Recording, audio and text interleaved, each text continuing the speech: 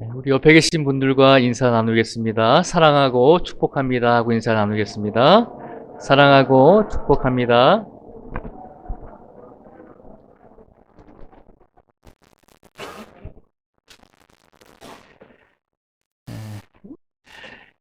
이제 인사 잘 나누셨으니까요. 이제 우리 가슴에 손을 얹고 고백하기를 원합니다. 말씀하옵소서 주의 종이 듣겠나이다 라고 고백하겠습니다. 시작. 말씀하옵소서 주의 종이 듣겠나이다. 아멘. 오늘 이 시간 말씀을 통해서 주님의 말씀을 영혼 속에 품으시고 이번 한 주간을 살아가실 수 있는 우리 모두가 되시기를 주님의 이름으로 축복을 드립니다. 오늘 본문의 말씀은 계속해서 말씀을 드리지만 이스라엘 백성들이 블레셋과의 전쟁에서 패하고 그리고 패하면서 하나님의 임재하심과 하나님의 인도하심을 상징하는 십계명이 들어있는 언약궤, 다른 말로 법궤라고도 하는 그 하나님의 말씀을 블레셋 사람들에게 빼앗겼거든요. 그런데 오늘 본문 말씀에 보니까 블레셋 사람들이 그 언약궤를 빼앗아 갔는데 한 7개월 동안 블레셋 땅에 있는 동안에 그 언약궤로 인해서 많은 고통을 받게 되었습니다. 그래서 도시를 옮길 때마다 그 도시마다 블레셋 지역에 있는 그 도시마다 하나님의 언약궤가 임했을 때 그곳에 있는 사람들을 하나님께서 치셔서 독한 종기를 주시고 많은 고통을 주셨습니다. 계속해서 이스라엘 백성들로부터 빼앗아 온 그 언약궤가 블레셋 민족에게 고통과 고난을 주자 이제 블레셋의 지도자들이 함께 모여서 의논을 했습니다. 다곤신, 즉 블레셋 민족의 신을 섬기는 제사장들과 복술자들, 점을 치는 사람들을 말하고 있습니다. 그들을 불러다가 물었습니다. 우리가 어떻게 하면 이 고난과 고통에서 벗어날 수 있겠는가라고 이제 이방 신을 섬기는 그들의 제사장과 점을 치는 사람들을 불러서 질문을 했습니다. 그랬더니 그 사람들이 아주 지혜롭게 이야기를 했습니다. 우리 블레셋 땅에 이렇게 고통과 고난이 계속 닥치는 것은 이스라엘 신의 언약궤를 우리가 가져왔기 때문입니다. 이스라엘 신을 우리가 노엽게 했기 때문에 우리가 이 고난과 고통에서 벗어나려면 우리가 그 이스라엘 신에게 금으로 예물을 만들어서 다시 언약궤와 함께 금으로 만든 예물을 가지고 이스라엘 땅으로 다시 돌려보내면 될 것 같습니다 라고 그렇게 제안을 합니다. 그래서 블레셋 민족의 지도자들이 그들 제사장들의 말을 듣고 그대로 이제 언약궤를 다시 이스라엘 땅으로 돌려보내는 사건이 오늘 본문 말씀에 기록이 되어 있습니다. 언약궤를 다시 이스라엘 땅으로 돌려보내고자 라고 마음을 먹게 되었는데요. 이제 블레셋 민족이 언약궤를 어떻게 구체적인 방법으로 하나님의 나라 이제 이스라엘 땅으로 돌려보내는지 우리가 한번 살펴보도록 하겠습니다. 먼저 7절에서 9절까지 말씀해 보면요.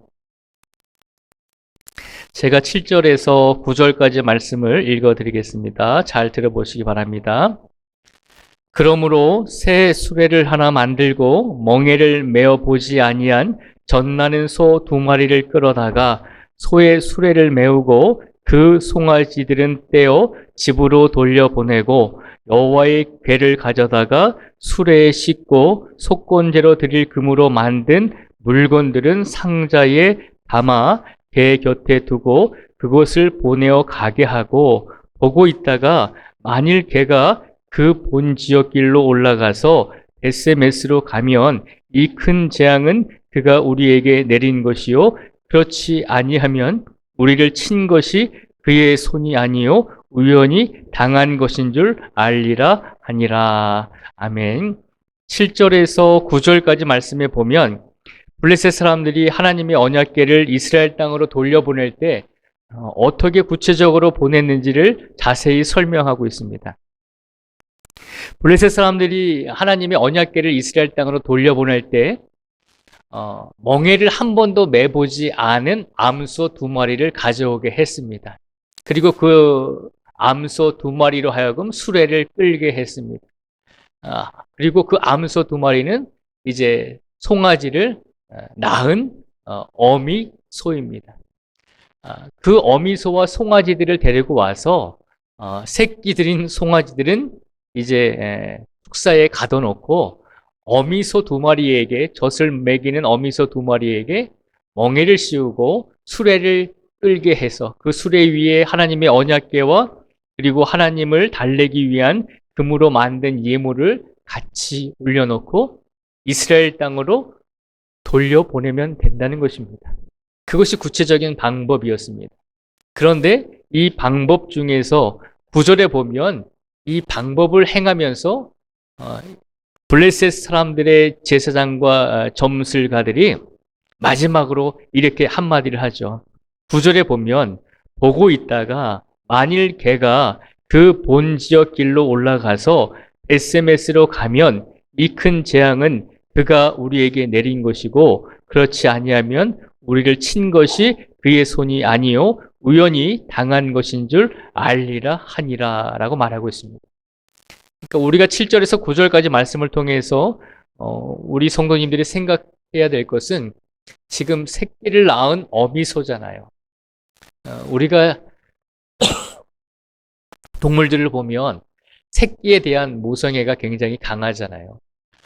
그러니까 이 새끼들을 축사에 가두면 새끼 송아지들이 울잖아요. 어미소를 찾잖아요. 그러면 어미소가 멍에를 메고 수레를 메고 아무리 이스라엘 땅으로 가라고 그렇게 채찍질을 한다 할지라도 그 송아지들이 갈까요? 그 소들이 갈까요? 가지 않는다는 것이죠. 새끼 송아지들이 계속 울고 있는데 이 어미소들이 아무리 채찍질을 해도 이스라엘 땅으로 가지 않을 확률이 더 많다는 것입니다.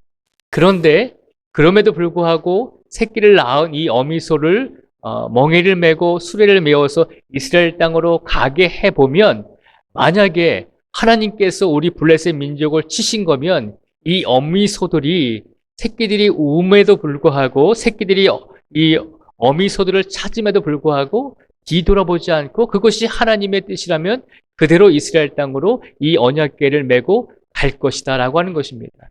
그러나 만약에 이 어미소들이 새끼들의 울음소리에 그 땅에서 한 발자국도 움직이지 아니하면 우리 블레셋 민족에게 내린 이 고난과 고통은 하나님이 내리신 것이 아니라 그냥 우연히 일어난 일일 것이다 라고 하는 판단을 할 수 있도록 정확하게 블레셋 민족의 제사장들과 점술가들이 그렇게 제안을 했습니다. 굉장히 똑똑한 판단을 한 거죠.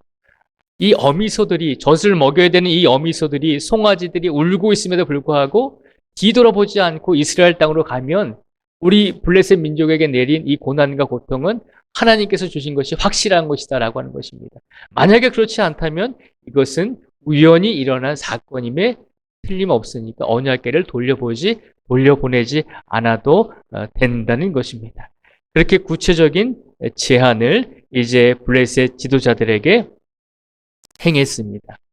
그래서 블레셋 지도자들이 그 구체적인 제안을 듣고 이제 실제적으로 어미소에게 멍에를 메우고 수레를 끌게 하고 그 수레 위에 하나님의 언약궤를 싣고 그리고 하나님을 달래기 위한 금으로 만든 예물을 같이 싣고 이제 어미소들을 이스라엘 땅으로 향해서 출발하도록 채찍질을 가했을 것입니다. 그 결과가 어떻게 됐을까요? 10절과 12절에 보면요. 그 결과가 나오고 있는데요. 우리 10절과 10절부터 12절까지의 말씀을 같이 한번 읽어보겠습니다. 시작. 그 사람들이 그같이 하여 젖나는 소 둘을 끌어다가 수레를 메우고 송아지들은 집에 가두고 여호와의 궤와 및 금지와 그들의 독종의 형상을 담은 상자를 수레 위에 실으니 암소가 벳세메스 길로 바로 행하여 베로로 가며 갈 때에 울고 좌우로 치우치지 아니하였고 블레셋 방백들은 벳세메스 경계선까지 따라다니라. 아멘. 10절에서 12절에 보면 이제 실제적으로 암소 두 마리를 이제 수레를 끌게 하고 하나님의 언약궤와 하나님께 드릴 예물을 실제적으로 수레에 싣고 이스라엘 땅인 베스메스 쪽으로 암소들이 가도록 그렇게 실천을 했습니다. 그랬더니 오늘 본문 말씀에 보니까요. 12절 말씀에 보니까 다시 한번 말씀을 읽어드리면 암소가 베스메스 길로 바로 행하여 네로로 가며 갈 때에 울고 좌우로 치우치지 아니하였고 블레셋 방백들은 베스메스 경계선까지 따라가니라. 아멘. 12절에 보면 이 새끼를 낳은 이 어미소들이 송아지가 울고 있는 그 상황 가운데서도 젖을 먹여야 되는 이 어미소들이 어떻게 했나요? 뒤도 돌아보지 않았다는 거예요. 이스라엘 땅인 베스메스 땅을 향해서 송아지에게 젖을 먹여야 되는 이 어미소 두 마리가 뒤도 돌아보지 않고 새끼들이 울고 있음에도 불구하고 새끼들에게로 가지 않고 뒤돌아보지 않고 좌로나 우로나 치우치지 아니하고 이스라엘 땅으로 언약궤를 메고 출발했다는 것입니다. 이 모습을 보면서 블레셋 사람들은 이것이 하나님께서 우리에게 내린 뜻이구나. 하나님께서 우리에게 이 고난과 고통을 주셨구나라고 하는 것을 깨닫게 됩니다. 그리고 우리가 고난당하고 고통을 당하는 것은 하나님의 언약궤를 우리가 가져왔기 때문에 이런 어려움과 고난이 있었구나라고 하는 것을 확신하게 되었고 언약궤를 이스라엘 땅으로 돌려보내게 되는 것입니다. 이렇게 전쟁에서 패한 이스라엘 백성들이 언약궤를 빼앗겼지만 그 언약궤는 하나님의 뜻과 하나님의 계획에 의해서 젖을 먹여야 되는 어미소 두 마리에 의해서 이스라엘 땅으로 돌아가게 된 것입니다. 이것이 오늘 본문 말씀의 사건들입니다. 근데 오늘 본문 말씀 속에서 저희가 함께 더 생각해 보고자 하는 말씀이 있습니다. 그것은 12절의 말씀이죠. 우리가 함께 읽었던 12절 말씀에 보면 사람도 아니고 집에서 기르는 가축이 동물이 더군다나 새끼에게 젖을 먹여야 되는 어미소 두 마리가 뒤도 돌아보지 않고 하나님의 뜻에 의해서 사용되어졌을 때 그 어미소 두 마리는 좌우로 치우치지 아니하고 이스라엘 땅으로 향했다는 것입니다. 우리가 오늘 본문 말씀을 통해서 이 암소 두 마리를 한번 생각해 보고자 합니다. 하물며 사람이 아닌 동물들도, 하물며 사람이 아닌 가축들도 하나님께서 사용하시자고 계획을 하고 뜻을 이루시려고 그 소들을 사용하셨을 때 그 소들은 절대 뒤를 돌아보지 않았다는 것입니다. 좌로나 우로나 치우치지도 않았다는 것입니다. 얼마나 귀한 모습입니다. 하나님의 뜻에 사용되어지는 동물들도 그렇게 그 아름다운 모습을 우리에게 보여주고 있다는 것입니다. 동물적인 본능으로 새끼가 울면 그 새끼에게 가고자 하는 마음이 있었을 텐데 하나님의 뜻에 사용된 동물들은 새끼들에게도 돌아가지 않고 송아지에게로 가지 않고 오직 하나님의 뜻을 이루기 위해서 수레에 하나님의 언약궤를 싣고 이스라엘 땅으로 묵묵히 걸어갔다는 것입니다. 오늘 이 암소 두 마리를 보면서 우리의 믿음을 한번 되돌아보기를 원합니다. 오늘 말씀을 하나님께서 우리에게 주신 이유가 무엇일까라고 곰곰이 생각을 해보았습니다. 과연 우리의 믿음이, 과연 우리를 하나님의 성도로 세워주신 하나님의 영광을 위해서 우리가 과연 어떤 삶을 살고 있는가라고 하는 것입니다. 세상을 살아가면서 하나님의 영광을 위해서 우리가 묵묵히 나아가고 있는가? 뒤를 돌아보지 않고 하나님의 영광을 위해서 십자가의 길을 묵묵히 걸어가고 있는가? 아니면 하나님께 영광을 돌리기 위해서 우리가 삶을 살아가면서 좌로나 우로나 치우치지 아니하고 우리가 하나님의 영광을 위해서 우리가 나아가고 있는가라고 하는 것입니다. 우리는 그렇지 않은 때가 많이 있잖아요. 하나님의 영광을 위해 살아간다고 하면서도 자꾸 뒤를 돌아보기도 하고 자꾸 자나 우를 쳐다보기도 하면서 하나님의 일을 하기보다는 인간의 욕망과 우리의 욕심대로 살아갈 때가 참 많이 있다는 것입니다. 그런데 이 암소 두 마리를 보면서 하물며 우리가 하나님의 형상을 닮아 창조되어진 사람들인데 우리가 이 소들보다 못해서는 안 되잖아요. 그렇죠. 하나님께서 우리를 하나님의 형상대로 만들어 주셨는데 우리의 믿음이, 우리의 신앙의 삶이 이 소들보다 못하면 안 되는 것이잖아요. 그래서 오늘 말씀을 통해서 우리에게 이 말씀을 선포하여 주고 계신 것입니다. 하나님의 뜻에 의해서, 하나님의 계획에 의해서 사용되어진 이 동물들도, 이 가축들도 하나님의 영광을 위해서 뒤돌아보지 않고 좌우로 치우치지 않고 하나님의 뜻대로 사용되어지기 위해서 이스라엘 땅으로 직진해서 갔을 때 그것으로 인해서 하나님께 영광을 돌리게 되었다는 것입니다. 하나님께서는 오늘 이 시간 우리에게도 이러한 모습으로 우리가 살아가기를 하나님께서 바라고 계신 줄 믿습니다.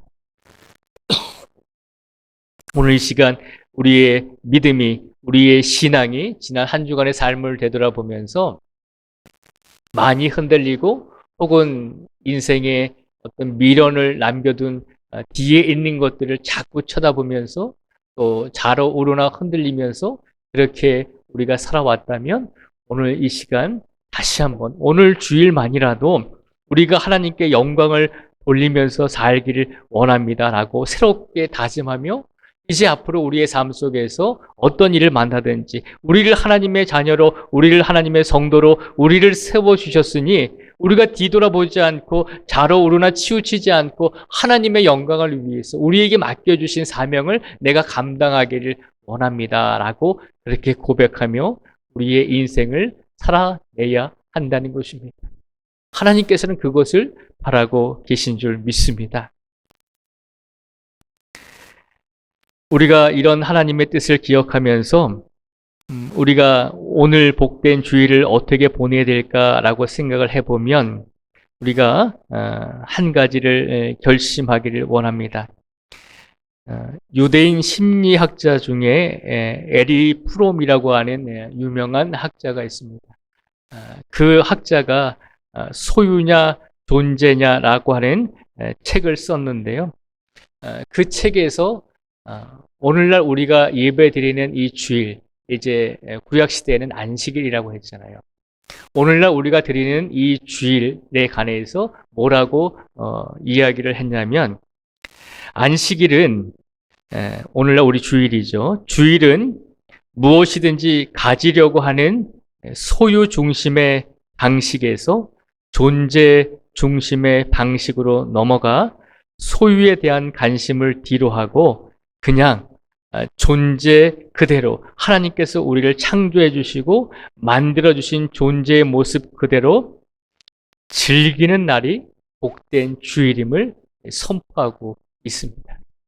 이 말은 무슨 말인가 하면 지난 한 주간의 삶 속에서 우리가 세상에서 무엇을 중심으로 살았는가라고 물었을 때 우리는 무엇인가 가지려고 무엇인가 소유하려고 발버둥 치면서 살았다는 것이죠. 6일 동안을 그렇게 살았다 할지라도 하나님께서 우리에게 예배 드리라고 허락하신 이 주일만큼은 소유 중심의 방식에서 벗어나서 하나님의 형상대로 창조되어진 우리 귀한 성도들 존재의 모습을 회복하면서 이 복된 주일에 하나님께 영광을 돌리는 날이 되어야 한다라고 에리 프롬은 말을 하고 있는 것입니다.